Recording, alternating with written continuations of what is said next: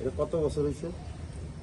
এটা ওই যে ইয়েতে লাগাইছিলাম না, টপে নিয়ে লাগাইছিলাম না অ্যাপার্টমেন্টে, ওইখান থেকে পরে এনে পর তো মরছিল, পরে আবার ডাউট হয়ে গেছে, প্রায় 12-13 বছরের উপরে গাছটা। ফুলগুলো সুন্দর, রাত্রে ফুটে, রাতে প্রচুর গ্রাম। এগুলো কি গাছ? এগুলো কি গাছ? বাঙ্গি। বাঙ্গি হইব?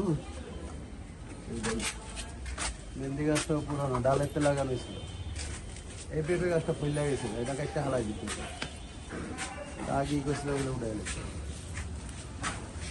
লেবু আছে কই? দুইটা, এইখানে একটা আছে বড় লেবু।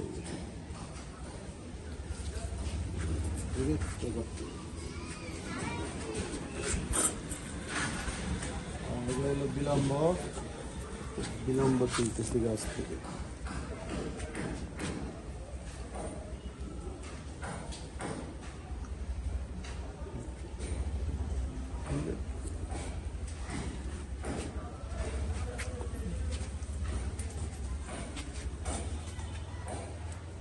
বিলম্ব গুলো নষ্ট হয়ে যাবে না তুললে, ওখানে একটা ছোট বিলম্ব ছিঁড়ে গেছে। বিলম্ব যে নিচে পড়ে গেছে।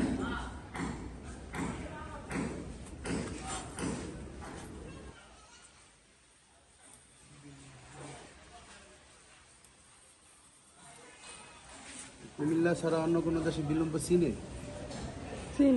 অনেক বেশি চিনি। আসলে ব্যবসায়িকভাবে বিক্রি হয়, এই কারণে হতে পারে, নাহলে চিন্তা। আমরাই তাকে চিন্তা না, বিলম্ব বলতে না।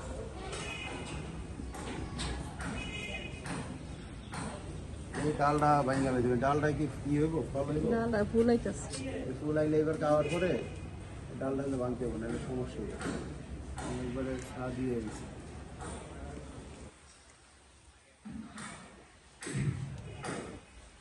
এগুলো বাড়তি হয়ে গেছে,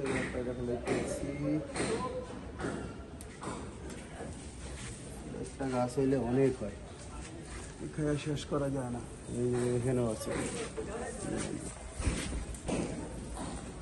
এগুলো সবগুলোই বাড়তি হয়ে গেছে। এই ডালেরটা মনে হয় আগে আইছে।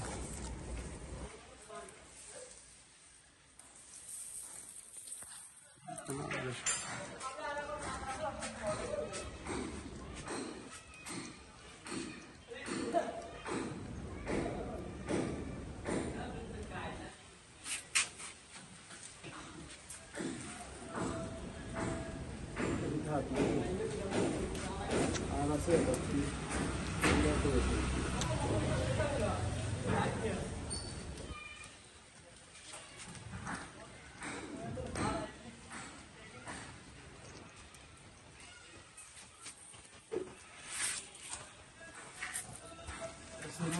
আমাদের সাথে আবার আছে আম গাছ, আম হয়েছিল এবার। এটা হলো সাজনা গাছ, সাজনা গাছ। পেয়ারা গাছ আছে, পেয়ারা এখনো হয়নি, সবুজ একেবারে ভেঙে গেছে। 3 মিনিট বিলাই আসছে, আমাদের বিলাই।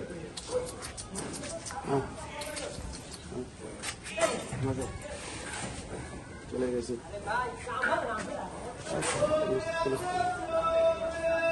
বিলম্ব তোলা শেষে মোটামুটি আলহামদুলিল্লাহ ভালোই বিলম্ব হয়েছে। এই যে দেখেন বন্ধুরা, আমার ছাদটা সবুজে ঘেরা, একবারে খুব সুন্দর গাছ লাগানো।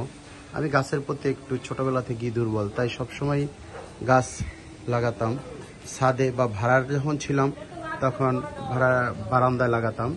এখন নিজেদের বাড়ি, তাই ছাদের উপরে এভাবে গাছ আমি লাগিয়ে থাকি সবসময়।